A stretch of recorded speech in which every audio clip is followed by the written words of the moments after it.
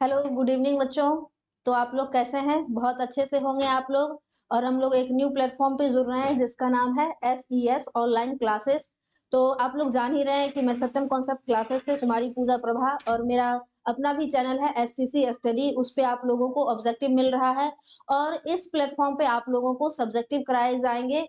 और एग्जाम का समय अब बहुत कम बचा है, तो इसलिए हम लोग सोच रहे हैं कि कम समय में अच्छी से अच्छी जानकारी दिया जाए और ज्यादा से ज्यादा विस्तार पूर्वक। तो हम लोग जो इम्पोर्टेंट टॉपिक है एग्जामिनेशन पॉइंट ऑफ व्यू से, उसको हम लोग इस प्लेटफॉर्म पे कवर करेंगे। ठीक है, तो चलिए हम लोग शुरू करते हैं आज का क्लासेस। और 12th क्लास की बायो की फर्स्ट चैप्टर आज हम लोग स्टार्ट करने वाले हैं, जिस चैप्टर का नाम क्या है? फर्स्ट चैप्टर का chapter first, reproduction in organism. ठीक है, जीवों में जनन। जीवों में जनन, इस चैप्टर का जो फर्स्ट टॉपिक है वो है हम लोगों का लाइफ स्पैन। लाइफ स्पैन को हम लोग जीवन अवधि भी कहते हैं। जीवन अवधि को दूसरे नाम से जीवन काल से भी जानते हैं। ये जीवन अवधि या जीवन काल क्या है? तो हम लोगों ने देखा कि कोई भी जीव होता है, हम लोग देखते हैं कोई भी जंतु है, ठीक है, क्या होता है? किसी भी जंतु का जन्म होता है। जन्म के बाद जीव क्या करते हैं? वृद्धि करते हैं। पहले बाल्यावस्था आता है, फिर धीरे धीरे वृद्धि करते हैं, किशोरावस्था में पहुंचते हैं। किशोरावस्था आता है, फिर धीरे धीरे वृद्धि करके प्रौढ़ावस्था, लास्ट में वृद्धावस्था। और फिर एक ऐसा समय आता है जहां पे कोई भी जंतु है उसका क्या हो जाता है? प्राकृतिक तरीके से मृत्यु हो जाता है, नेचुरल डेथ हो जाता है। तो हम लोग क्या देख रहे हैं? इस जन्म से लेकर के और प्राकृतिक मृत्यु का जो बीच का समय है, इसी को हम लोग क्या कहेंगे? जीवन अवधि, जीवन काल या लाइफ स्पैन। लाइफ स्पैन में ये चीज हम लोगों को जोड़ना पड़ेगा कि जन्म से लेकर के क्या प्राकृतिक मृत्यु। अगर प्राकृतिक मृत्यु नहीं होगा तो उसको हम लोग लाइफ स्पैन नहीं कहेंगे। क्यों? क्योंकि जैसे हम लोग जा रहे होते हैं और सामने से मान लीजिए कि मेढक आ गया, बारिश का दिन था और एक दिन पहले ही उस मेढक का जन्म हुआ था, और हम लोगों ने बाइक से या साइकिल से उस मेढक को दबा दिया, मेढक तो मर गया। तो हम लोग क्या सोचेंगे कि उस मेढक का लाइफ स्पैन एक दिन का था? नहीं, क्योंकि उसकी नेचुरल डेथ नहीं हुई है, उसी इसीलिए हम लोग उसको लाइफ स्पैन नहीं मानेंगे। कोई भी जीव का जन्म से लेकर के प्राकृतिक मृत्यु जब तक नहीं होती तब तक हम लोग उसको लाइफ स्पैन नहीं कहेंगे। जन्म से लेकर के प्राकृतिक मृत्यु के बीच के समय अवधि को ही क्या कहेंगे? लाइफ स्पैन या जीवन काल या जीवन अवधि। सेम चीज यही परिभाषा में भी दिया हुआ है, किसी जीव का उसके जन्म से लेकर के प्राकृतिक मृत्यु का जो समय है उसी समय अवधि को जीवन काल कहते हैं या जीवन अवधि कहते हैं। अब हम लोग देख रहे हैं कि अलग अलग जीवों का जो जीवन काल है वो क्या है? अलग अलग होता है। कैसा होता है? अलग अलग होता है। और कोई भी जीव जो है उसका जीवन काल उसके शेप और साइज पे डिपेंडेंट नहीं होता है। हम लोग एक एग्जाम्पल से समझे। एग्जाम्पल ले लें किसका? हम लोग एग्जाम्पल ले लेते हैं गाय का। ठीक है, और जो गाय का जो लाइफ स्पैन है वो कितने दिनों का है? तो 20 से 25 वर्ष का है। अलग अलग बुक में थोड़ा सा अलग अलग दिया हुआ है, तो इसके लिए आप लोग घबराएंगे नहीं कि मैम किसी बुक में देखते हैं 20 से 25 वर्ष, किसी में 15 से 20 वर्ष, तो थोड़ा सा घबराएंगे नहीं इसके लिए। ठीक है, और हम लोग देखते हैं घोड़ा, गाय से मिलता जुलता हुआ है।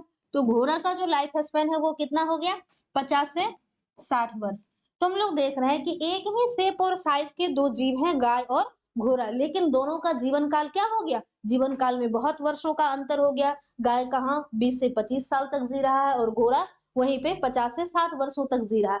तो ये इससे क्या निष्कर्ष निकल रहा है कि कोई भी जो जीव है उसका शेप और साइज उसके जीवन काल पे डिपेंडेंट नहीं होता। मतलब जीवन काल जो है किसी भी जीव का उसके शेप और साइज पे डिपेंडेंट नहीं होता। जैसे हम लोग भी एक जीव है, मनुष्य भी जीव है, जिसका एवरेज अगर औसत आयु देखी जाए तो कहीं 65 से 70 देता है, कहीं 70 से 75 वर्ष देता है। तो ये हो गया एक एवरेज लाइफ स्पैन। लेकिन कोई बच्चे कहेंगे कि मेरे दादाजी 100 साल तक जिंदा रहे, कोई बच्चे कहेंगे मैंने अपनी दादी को देखा भी नहीं, 40-45 साल में ही चली गई। तो क्या उसका लाइफ स्पैन है? बीमार थी, मर गई या एक्सीडेंट हो गया? नहीं, वो उसका नहीं, वो उसका लाइफ स्पैन नहीं होता। और लाइफ स्पैन एक एवरेज आयु होता है। ठीक है, इसी प्रकार से यहाँ पे कुछ जंतु के जीवन काल दिए हुए हैं, तो देख लेते हैं हाथी का।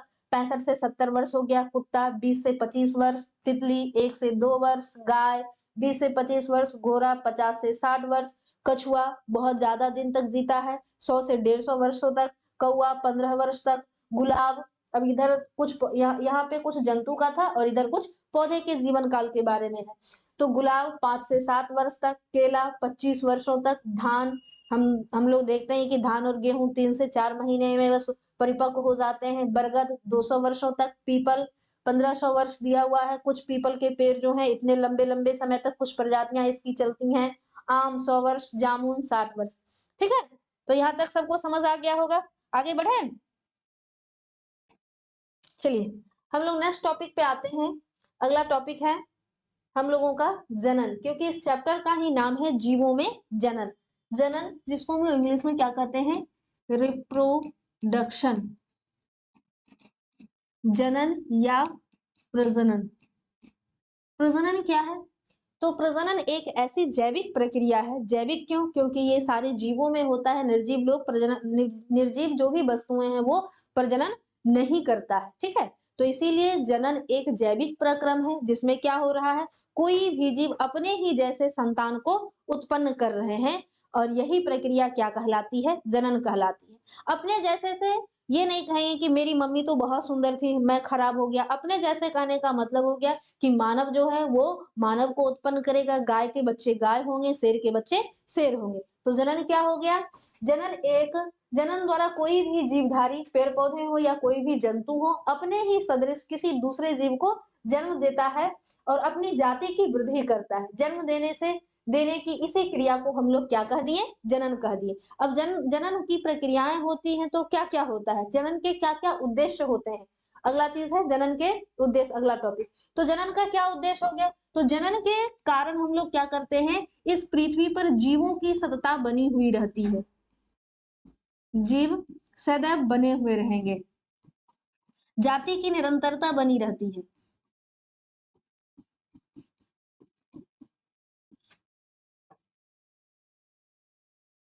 निरंतरता बनी हुई मतलब क्या कह दें कि जैसे कोई भी जीव है जनन के माध्यम से, जैसे मानव है, अगर सारे मानव प्रजाति प्रजनन करना छोड़ दे तो कुछ आने वाले दिनों में क्या पता चलेगा कि मानव भी कोई जाति था, मानव नाम का भी कोई जीव यहाँ इस पृथ्वी पर रहता था, नहीं पता चलेगा, सारे जीव खत्म हो जाएंगे मानव प्रजाति के। तो क्या हो गया, जनन के माध्यम से जाति की निरंतरता सदैव बनी रहती है। जीव जनन करते हैं और अपने ही संतान उत्पन्न करते हैं जिससे उसकी संख्या वृद्धि होती है। जैसे हम लोग देखते हैं कि बहुत सारे ऐसे जीव थे जो किसी न किसी कारण से लुप्त हो गया। फॉर एग्जाम्पल डायनासोर, तो क्या हो गया, उन्होंने प्रजनन करना किसी भी कारण से धीरे धीरे कम हो गया और एक समय ऐसा आया कि उसकी संख्या घटती चली गई और आज वो विलुप्त हो गए, हम लोगों को नहीं दिखता। तो जनन ही एक प्रक्रिया, ऐसी प्रक्रिया है जिसके द्वारा जीव वृद्धि करके अपनी जनसंख्या को बनाए रखते हैं। अगला क्या हो गया, जनन से विभिन्नताएं उत्पन्न होती है और विभिन्नता से विकास होता है। ठीक है, तो जनन का हम लोग आगे प्रकार पढ़ेंगे। लैंगिक जनन, उस लैंगिक जनन के द्वारा क्या होता है कि जीव जो है अपने मम्मी पापा से या एक जीव दूसरे जीव से भिन्न होते हैं और ये भिन्नता मतलब बढ़ते बढ़ते इतना ज्यादा बढ़ जाता है कि एक जीव से नए प्रजाति के जीवों का विकास होता है। तो ये जनन से ही संभव हो पाता है और जनन के द्वारा ही किसी जीव की मृत्यु होने पर भी उसकी जाति का अस्तित्व बना रहता है और धीरे धीरे उनकी प्रजातियां आगे बढ़ती रहती है। कोई दिक्कत, चलिए अब हम लोग आगे बढ़ते हैं। Types of reproduction.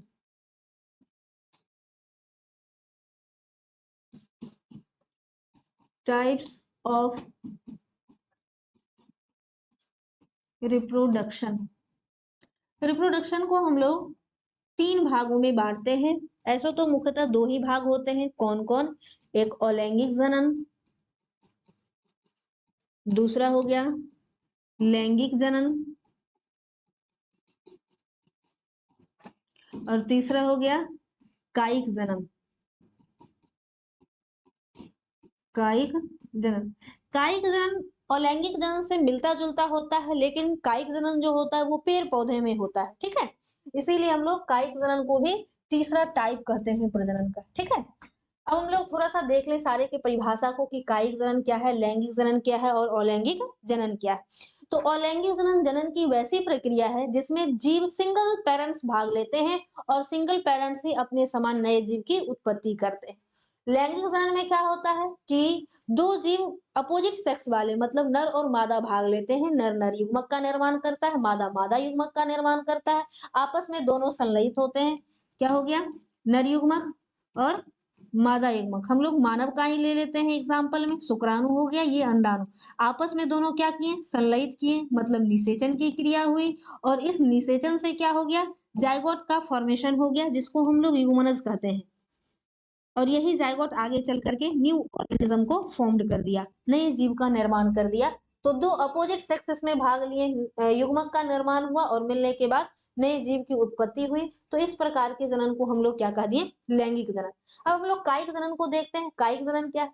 तो कायिक जनन मुख्यतः पेड़ पौधों में होने वाला एक प्रकार का अलैंगिक जनन है। अलैंगिक जनन से इसको इसलिए हटा दिया गया कि सिर्फ और सिर्फ ये पेड़ पौधों में होता है, इसलिए इसको हम लोग एक अलग टाइप के रूप में पढ़ते हैं। तो अलैंगिक जनन, ये कायिक जनन है क्या? तो पेड़ पौधे क्या करते हैं? जड़, तना और पौधे का कोई और पार्ट जैसे पत्ती हो गया, किस किस को छोड़ेंगे? तो बीज को और फूल को छोड़ करके पौधे के अन्य भाग जैसे जड़, तना और पत्तियों से जब हम लोग पौधों का प्रजनन करवाते हैं तो प्रजनन की इस क्रिया विधि को ही क्या कहेंगे? कायिक प्रजनन कहते हैं। ठीक है, चलिए अब हम लोग देखते हैं कायिक प्रजनन को विस्तार पूर्वक से। कायिक जनन को हम लोग फिर से दो भागों में बांटते हैं। कायिक जनन का डिफिनेशन सबको समझ में आ गया होगा। कायिक जनन पेड़ पौधों में होने वाला एक प्रकार का जनन है, जिसमें हम लोग पेड़ पौधे के किसको? बीज को और फूल को छोड़ करके पौधे के अन्य भाग जैसे जड़, तना, पत्तियों के द्वारा जो पौधों का प्रजनन करवाते हैं, यही प्रक्रिया क्या कहला गई? कायिक जनन कहला गई। अब हम लोग कायिक जनन को देखते हैं। कायिक जनन को हम लोग दो भागों में बांटते हैं। कौन कौन से? एक हो गए प्राकृतिक कायिक जनन और दूसरा हो गया कृत्रिम कायिक जनन। कृत्रिम कायिक जनन, नेचुरल वेजिटेटिव प्रोपोगेशन या वेजिटेटिव रिप्रोडक्शन, इसको वेजिटेटिव रिप्रोडक्शन कहते हैं। लिख ही देती हूँ, रिप्रोडक्शन। ठीक है, या कायिक जनन।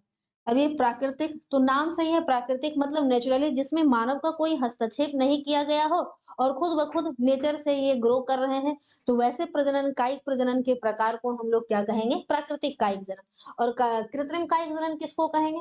तो जिसको मानव अपने हस्तक्षेप के द्वारा अपनी आवश्यकता के अनुसार जो प्रजनन की क्रियाविधि कराता है, उस प्रकार के प्रजनन को हम लोग कायिक जनन कहेंगे। अब हम लोग देखते हैं प्राकृतिक कायिक जनन को भी कई भागों में बांटा गया है। नंबर एक, पहला हो गया जड़ के द्वारा, बाय रूट। दूसरा हो गया तना के द्वारा, बाय स्टेम। तीसरा हो गया पत्तियों के द्वारा, बाय लीफ। ठीक है, बाय रूट तो हम लोग एग्जांपल देख देते हैं रूट से। तो हम लोग देते हैं परवल, जिसके हम लोग सब्जी खाते हैं। परवल में जड़ के द्वारा होता है। फिर जो स्वीट पोटैटो होता है, शकरकंद जिसको हम लोग कहते हैं, शकरकंद।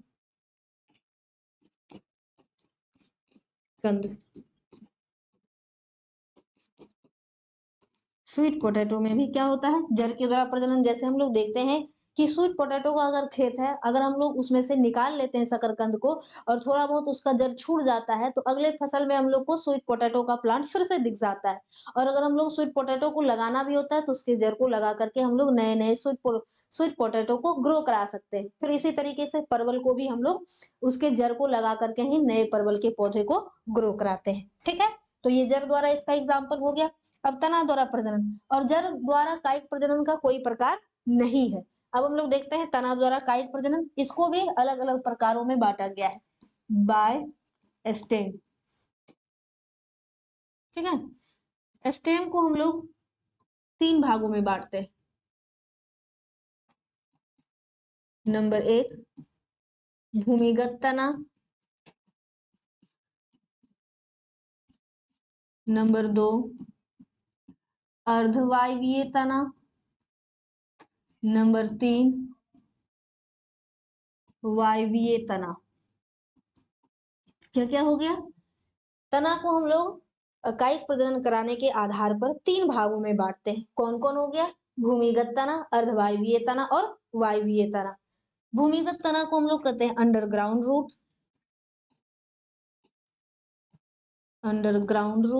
अंडरग्राउंड स्टेम तना है। अर्धवायवीय का हो गया सेमी एरियल स्टेम और वायवीय का हो गया एरियल स्टेम। ठीक है। अब अंडरग्राउंड स्टेम को भी हम लोग कुछ पार्ट में डिवाइड करते हैं। नंबर 1 प्रतान, नंबर 2 सल्ककंद, नंबर 3 कंद, नंबर 4 धनकंद। ठीक है। कंद को दूसरे नाम से स्तंभ के रूप में भी हम लोग जानते हैं। अब क्या होता है, बिहार बोर्ड में देखा जाता है इसे हिंदी टर्म को पूरा बायोलॉजिकल टर्म अंग्रेजी में सेम उसी तरीके से हिंदी में लिख करके दे देता है, तो इसीलिए हम लोग दोनों चीज को ध्यान में रखेंगे। प्रतान को राइजोम कहते हैं, राइजोम। सलकंद को वल्ब, कंद या स्तंभ को क्या बोलते हैं? ट्यूबर, और धनकंद को कहते हैं कॉर्म। ठीक है। अब हम लोग प्रतान का एग्जाम्पल देख लिए।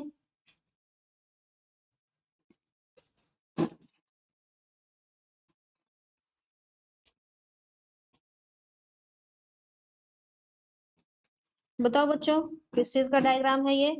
आप लोगों को घरों में इजीली मिल जाता है। ये हो गया अदरक। हम लोग अदरक में क्या देखते हैं, ये हेयर लाइक स्ट्रक्चर निकल जाता है। ये हेयर लाइक स्ट्रक्चर इसका रूट होता है, और अगर हम लोग रूट को तोड़ करके अगर लगाएंगे तो नए पौधे इसमें ग्रो नहीं होंगे। तो ये क्या है, ये जो हम लोगों को ऊपर में ये धारी धारी इस तरह के नोड जैसे स्ट्रक्चर जो दिखते हैं अदरक के ऊपर या हल्दी के ऊपर, ये इसका नाम मैं लिख देती हूँ। ये हो गया अदरक, इसी से मिलता जुलता हल्दी आप लोग देखे होंगे घरों में, या नहीं तो छठ का मौसम आ ही रहा है, अदरक और हल्दी सूर्य भगवान को हम लोग चढ़ाते हैं, तो उस समय देख लेना। ठीक है। चलो, तो इसमें हम लोग क्या देखते हैं, ये रूट आ गया, और हम लोग देख रहे हैं कि ये जो इसका बॉडी पार्ट है अदरक, ये छोटे छोटे इस तरह से आउटग्रोथ निकले होते हैं जिस पर नोड बने होते हैं। ये जो धारी धारी दिख रहा है इसको हम लोग क्या कहते हैं? नोड और इंटरनोड। ठीक है। नोड और इंटरनोड के कारण ही ये जड़ नहीं हो करके क्या हो जाता है? तना। और इसी नोड और इंटरनोड ग्रो करके इस पर नए नए नन्हे नन्हे पौधे उगाते हैं और न्यू प्लांट को हम लोग ग्रो कराते हैं, और ये नए पौधे के रूप में फिर से अदरक और हल्दी के रूप में हम लोगों को दिख जाते हैं। ठीक है। अब हम लोग सलकंद को देखते हैं। सलकंद का एग्जाम्पल क्या हो गया? प्याज और लहसुन।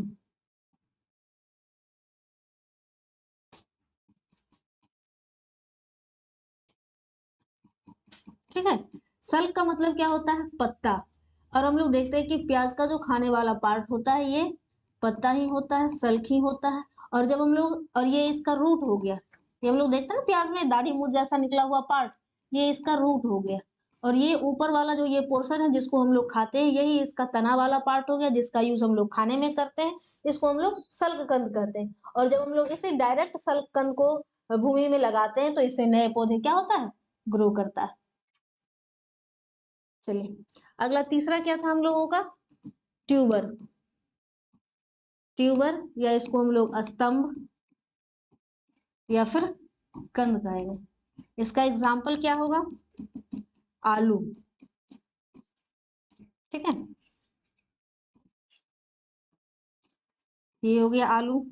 हम लोग देखते हैं आलू के ऊपर छोटी छोटी आइज लाइक आंख की तरह स्ट्रक्चर रहती है, हम लोग जिसको बोलचाल की भाषा में आंख बोलते हैं, लेकिन इसको हम लोग क्या बोलते हैं? कली या बड। ठीक है। जब हम लोग क्या करते हैं, इसको इस आंख के पास से ऐसे कट करते हैं, कट करके हम लोग इसको जमीन के अंदर गाड़ देते हैं, और इससे नन्हे नन्हे नए नए प्लांट का निर्माण हो जाता है। तो ये हो गया आलू। इस तरीके से हम लोग नए पौधे को ग्रो कराते हैं ट्यूबर के द्वारा, प्रकंद, ये स्तंभ के द्वारा, कंद के द्वारा। ठीक है। अगला एग्जाम्पल, अगला टाइप था स्टेम का, चौथा धन कंद, इसको हम लोग क्या कहे थे, कॉर्म कहे थे। इसका एग्जाम्पल क्या हो जाएगा, नाम है इसका क्या, धन कंद, मतलब आलू सिर्फ कंद था, आलू छोटा छोटा पार्ट था, ये बहुत बड़ा बड़ा होता है, जिसको आप लोग देखे होंगे जिमी कंद, या हम लोग अपने बोलचाल की भाषा में इसको ओल बोलते हैं, आप लोग नाम तो सुना ही होगा। अब लोग देखते हैं कि इसके ऊपर भी ये धारिया धारिया ये इस तरीके से आउट ग्रोथ आ जाती है, इसी ग्रोथ जिसको हम लोग बोलचाल की भाषा में टोटी बोलते हैं, और इसी टोटी को तोड़ करके मिट्टी में लगा देते हैं, इसी से नए पौधे ग्रो कर जाते हैं। ठीक है, चलो आगे बढ़े। हाँ, इसमें थोड़ा सा कम दिया हुआ है और हम दिल ज्यादा कर दिए हैं, तो तुम लोग वीडियो को रोक करके अच्छे से देख करके समझ लेना। ठीक है, चलिए अब हम लोग आगे बढ़ते हैं। तना का एक पार्ट हो गया क्या, अंडरग्राउंड स्टेम। अब हम लोग आते हैं सेकेंड पार्ट पे,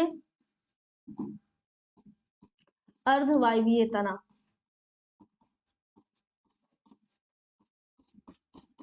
सेमी एरियल स्टेम,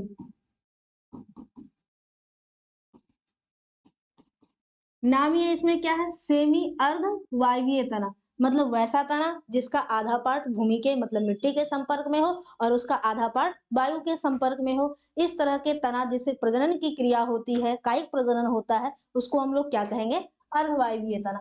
इसके भी बहुत सारे पार्ट्स हैं, लेकिन आप लोगों के एनसीईआरटी में ज्यादा नहीं दिया हुआ है डिटेल से, लेकिन फिर भी हम लोग थोड़ा सा पढ़ करके इसको आगे बढ़ेंगे। अर्धवायवीय तना को हम लोग 4 पार्ट में डिवाइड करते हैं। पहला क्या हो गया, रनर्स, जिसको हम लोग हिंदी में क्या कहते हैं, ऊपरी भूअस्तारी। दूसरा क्या हो गया, सकर्स, अंतः भूअस्तारी। तीसरा एस्टोलन भूअस्तारी। चौथा ऑफसेट भूअस्तारी का। ठीक है, अब रनर्स एग्जांपल देख लेते हैं फर्स्ट का, रनर्स का।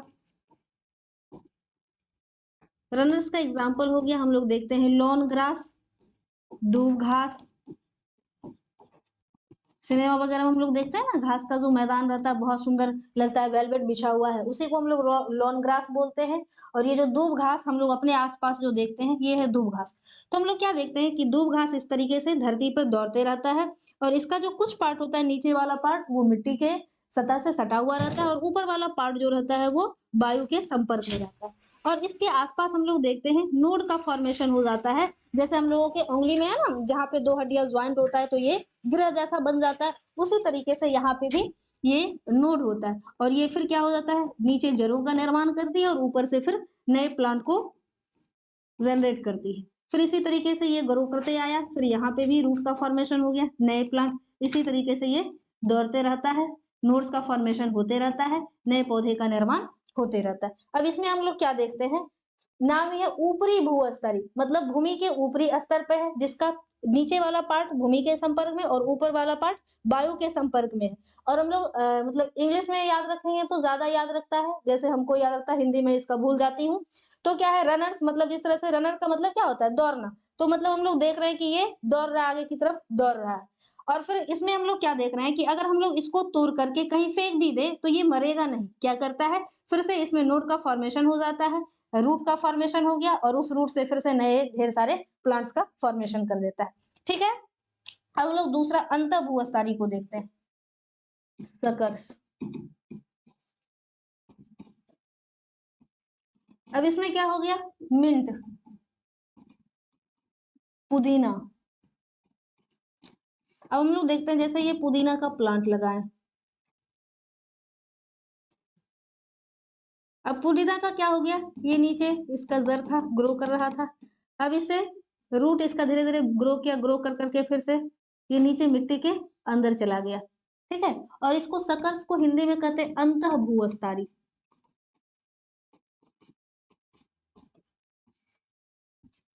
मिट्टी के नीचे चला गया, और फिर यहाँ से नए रूट का फॉर्मेशन हो गया, फिर ये आगे बढ़ा, और फिर ये नए पुदीना के प्लांट को ग्रो करा दिया। तीसरा एग्जाम्पल इसका क्या था, मतलब तीसरा टाइप, एग्जाम्पल नहीं, तीसरा क्या था, एस्टोलन। एस्टोलन को हिंदी में हम लोग कहते हैं भूअस्तारिका। इसका एग्जाम्पल हो जाएगा स्ट्रॉबेरी। जैसे हम लोग गमला में देखते हैं, स्ट्रॉबेरी लगा दिए, ये फिर इसी तरीके से भूमि के संपर्क में आया, फिर यहाँ पे ग्रो कर गया इसका रूट, ये ज्यादा भूमि के अंदर नहीं जाता, और फिर ये न्यू प्लांट को जनरेट कर देता है, और फिर स्ट्रॉबेरी आगे की तरफ ग्रो करने लगता है, न्यू प्लांट को जनरेट करने लगता है। और चौथा इसका टाइप था क्या, ऑफसेट, जिसको हिंदी में हम लोग क्या कहे थे, भूअस्तारिका।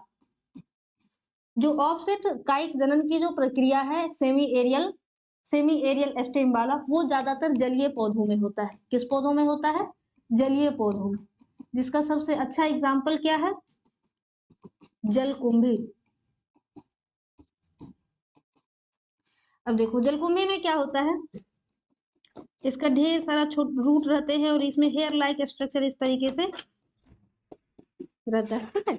और हम लोग देखते हैं कि ये इस यहाँ पर मोटा सा मांसल पार्ट्स बन जाता है। इसी पार्ट्स को हम लोग क्या कहते हैं, ऑफसेट कहते हैं। और इससे पौधे ग्रो होते रहते हैं, इसमें पत्तियां आती रहती है। फिर क्या हो जाता है, इसी से फिर नए प्लांट्स का फॉर्मेशन होता है। और फिर यहाँ पर ये गद्देदार मांसल पार्ट का डिपोजिशन हो जाता है, जिसको बचपन में तुम लोग क्या देखता है, हाथ से हम लोग फोड़ते हैं तो पटाखा जैसा आवाज करता है, पैर से दबाते हैं, ये फूले हुए पार्ट को ही स्टोलन कहते हैं। फिर इसे ये आगे ग्रो करते रहता है, ठीक है। समझ में आ रहा है सबको? फिर से इसको एक बार थोड़ा सा रिवाइज कर देते हैं। क्या हो गया, तो ये जो अर्ध वायवीय तना हो गए, इसको हम लोग कितने पार्ट में बांट दिए, अर्ध वायवीय तना को हम लोग 4 भागों में बांट दिया। एक कौन हो गया, रनर्स, सुकर्स, स्टोलन और ऑफसेट। क्या क्या हो गया, रनर्स, सुकर्स, स्टोलन और ऑफसेट। रनर्स का एग्जाम्पल क्या हो गया, दूब घास, लॉन ग्रास, खट्टी बुट्टी, ब्राह्मणी, बहुत सारे एग्जाम्पल्स है। फिर उसके बाद क्या हो गया, रनर्स के बाद सकर्स। सकर्स का क्या हो गया, वो अंत भूअस्तारी, मिंट मतलब पुदीना उसका एग्जाम्पल हो गया। भूअस्तारिका का एग्जाम्पल क्या हो गया, स्ट्रॉबेरी हो गया। और लास्ट हो गया हम लोग ऑफसेट, जो कि ज्यादातर जलीय पौधों में होता है, जिसका एग्जाम्पल क्या हो गया, जलकुंभी हो गया। कोई दिक्कत इसको समझने में? चलिए अब हम लोग तना के तीसरे पार्ट को देखते हैं, तीसरे टाइप को देखते हैं, जिसका नाम क्या है, वायवीय तना, एरियल स्टेम। नाम से ही है कि इसका संपर्क मिट्टी से नहीं होगा, वायु से इसका संपर्क होगा, ठीक है। इसका एग्जाम्पल क्या हो जाएगा, शुगर कैन मतलब गन्ना। फिर हम लोग अपने खेतों में देखते हैं मकोई, मक्का जिसको हम लोग कहते हैं, उसी की एक प्रजाति है। अब हम लोग क्या देखते हैं, गन्ना में इस तरीके से जड़ें रहती है लगी हुई, और गन्ना में नोड का फॉर्मेशन हो जाता है इस तरीके से, और फिर इस तरीके से इसके लीफ हो जाते हैं पूरा, ठीक है। अब इस नोड के पास से आइस जैसा स्ट्रक्चर, बड़ जैसी स्ट्रक्चर निकली हुई रहती, और यही आइस से फिर रूट का फॉर्मेशन हो जाता है, और फिर यही ग्रो करके न्यू शुगर कैन के प्लांट्स को ग्रो कराता है। तो ये जो हम लोगों को दिख रहा है, यही क्या हो गया, ये जो तना है, ये तो वायु के संपर्क में, मिट्टी के संपर्क में है ही नहीं। यही एग्जाम्पल हो गया किसका, एरियल स्टेम का। समझ में आ गया होगा? चलिए अब हम लोग आगे बढ़ते हैं तीसरे टाइप पे। तना थोड़ा सा लंबा था, जो कि हम थोड़ा सा ज्यादा डिटेल किए हैं, इतने डिटेल्स में एनसीईआरटी बुक में भी नहीं है, तो इसको थोड़ा सा ध्यान में रखेंगे। लेकिन एग्जाम में इसके एग्जाम्पल्स को पूछे जाते हैं, डिफिनेशन ज्यादा नहीं पूछता है, बस एग्जाम्पल को पूछता है, तो एग्जाम्पल को ध्यान में रखेंगे, ठीक है। अब हम लोग आते हैं थर्ड पार्ट पे, पत्ती द्वारा कायिक प्रजनन। तो हम लोग देखते हैं बाय लीफ, लीफ के द्वारा जो प्रजनन की क्रियाएं होती हैं, उसका एग्जाम्पल क्या है, ब्रायोफिल्लम।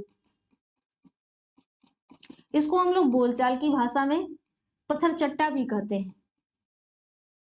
पत्थर चट्टा क्यों, पत्थर चट्टा इसका नाम क्यों पड़ा, क्योंकि ये क्या होता था, पहले गांव में क्या होता था, कुआं हुआ करता था, हैंडपंप इतने चापानल नहीं हुआ करते थे, और लोग क्या करते थे, विभिन्न प्रकार के काम को करके अपने पैर हाथ धोने के लिए कुआं के पास आते थे। मिट्टी वहां पे गिरती थे लोगों के बॉडी से, और मिट्टी के पास अगर कोई जीव जंतु पत्ते को लेकर के जा रहा होता था, ब्रायोफिल्म का गिर जाता था, और उसी पत्ते से पत्ते गिर करके नए पौधे को ग्रो कराते थे। कैसे, तो ये हो गया ब्रायोफिल्म का लीफ,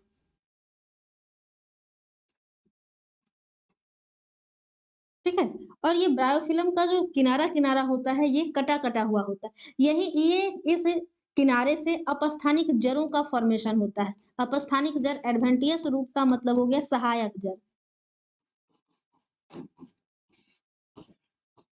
एडवेंटियस रूट बनते थे और ये नए प्लांट्स को ग्रो कराते थे। यही कटे हुए किनारे से नए पौधे, ढेर सारे नए नए नन्हे नन्हे पौधे निकल आते थे। इस तरह का प्रजनन की क्रिया का फेमस एग्जाम्पल है ब्रायोफिल्म या पत्थरचट्टा, जिसमें क्या होता है, इसके पत्तियों के द्वारा प्रजनन होता है। इसके अलावा अजूबा, नाम ही है इसका अजूबा, अजूबा में भी किसके द्वारा होता है, पत्तियों के द्वारा प्रजनन होता है। बिगोनिया में भी पत्तियों के द्वारा प्रजनन होता है।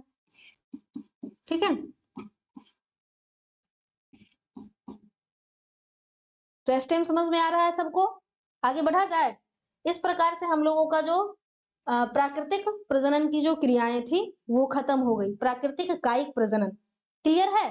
प्राकृतिक कायिक प्रजनन को हम लोग थोड़ा सा एक बार और देख लेते हैं। पौधे के किस बॉडी पार्ट से? तो जड़ से, तना से और पत्तियों से होने वाले प्रजनन को कायिक प्रजनन कहते हैं। जड़ का एग्जाम्पल क्या हो गया? स्वीट पोटैटो और फिर परवल हो गया। तना को हम लोग 3 पार्ट में डिवाइड कर दिए। कौन कौन? भूमिगत तना, अर्धवायवीय तना और वायवीय तना। भूमिगत तना वैसा तना जो पूरा अंडरग्राउंड होकर के भूमि के नीचे जाकर के ग्रो करता है और जिसका यूज हम लोग अपने भोजन के रूप में करते हैं। इसके भी अलग अलग पार्ट्स हो गए। कौन कौन? तो राइजोम्स हो गया, जिसको हम लोग प्रतान या प्रकंद कहते हैं। एग्जाम्पल इसका क्या हो गया? तो अदरक हो गया, हल्दी हो गया। दूसरा क्या हो गया? सल्ककंद हो गया, जिसका एग्जाम्पल क्या हो गया? तो लहसुन और प्याज हो गया। तीसरा क्या था? कंद, जिसको हम लोग स्तंभ भी कहते हैं, ट्यूबर भी कहते हैं। आलू इसका एग्जाम्पल हो गया। फिर उसके बाद धनकंद हो गया, जिसको ओल, अरबी या जिमीकंद कहते हैं, इसका एग्जाम्पल हो गया। कभी कभी एग्जाम में क्या देता है, एक तरफ तुम लोगों का टाइप लिख दिया, दूसरी तरफ एग्जाम्पल लिख दिया और मिलान करने को कह देता है। फिर इसका बाद दूसरा टाइप क्या था? अर्धवायवीय तना, जिसके भी 4 टाइप थे, सकर्ष, रनर्स, ऑफसेट और एस्टोलन। और फिर जो तीसरा टाइप था वो वायवीय तना था, जिसका एग्जाम्पल मकई था और क्या था? गन्ना था। फिर उसके बाद हम लोग देखते हैं प्राकृतिक कायिक प्रजनन का तीसरा टाइप था पत्तियों द्वारा प्रजनन। तो पत्तियां के किनारे कटे कटे होते थे, जिन किनारों से अपस्थानिक जड़ों का निर्माण होता था और उसी से नई नई कलिका, नन्हे मुन्ने पौधे का निर्माण हो जाता था, जिसका एग्जाम्पल क्या है? ब्रायोफिलम, जिसको हम लोग बोलचाल की भाषा में पत्थरचट्टा कहते हैं। अजूबा, विगोनिया इसके एग्जाम्पल हो गए। अब हम लोग बढ़ते हैं कृत्रिम कायिक प्रजनन पर। ठीक है, अब आर्टिफिशियल वेजिटेटिव प्रोपगेशन या रिप्रोडक्शन किसको कहेंगे? तो मानव अपनी आवश्यकता के अनुसार अपने तरीके से पेड़ पौधे को कट करके नए पौधे को जो ग्रो कराता है उसी को हम लोग क्या कह दिए? कायिक कृत्रिम जनन। तो पहला इसका क्या है? कलम लगाना। हम लोग, आप लोग भी करते हैं, जैसे देखते हैं अड़ोसी पड़ोस में बहुत सुंदर अमरूद का पौधा है या नींबू का पौधा है, तो कहते हैं ना, अरे दोस्त हमको भी एक कलम दे देना, एक कलम लगा करके देना। वो लिखने पढ़ने वाला कलम नहीं, पौधे का कलम लगा करके दे देना। तो यही चीज है, इसको कैसे करते हैं देखते हैं। इस प्रक्रिया में पौधे की छोटी छोटी टहनियों को काट लिया जाता है, परंतु इस पर यह ध्यान रखा जाता है कि कटी हुई टहनी पर कक्षस्थ कलिका होना अनिवार्य चाहिए। मतलब जो हम लोग टहनी काट लिए उस टहनी पे क्या है, इसका हम लोग डायग्राम भी देखेंगे।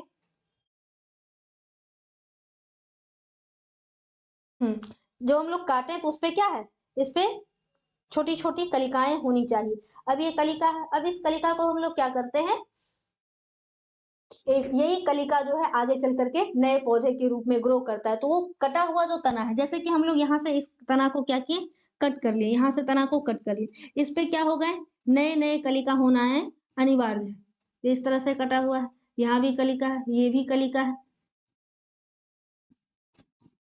अब हम क्या किए, इसी कली को जाकर के ये जो टहनी है इसको जाकर के हम लोग मिट्टी में लगा दिए और फिर इसी से जो ये नया शाखा था, कक्षस्थ कलिका था, यही आगे चल करके नए पौधे के रूप में ग्रो कर गया। ठीक है, अब इसका दूसरा टाइप हो गया दाब लगाना।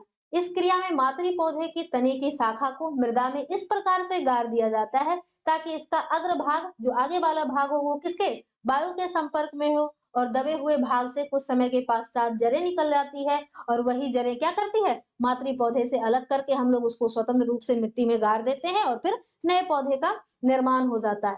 तो कलम से हम लोग किन किन पौधों को उगाते हैं, गुलाब को, गुड़हल को, अंगूर को, नींबू को।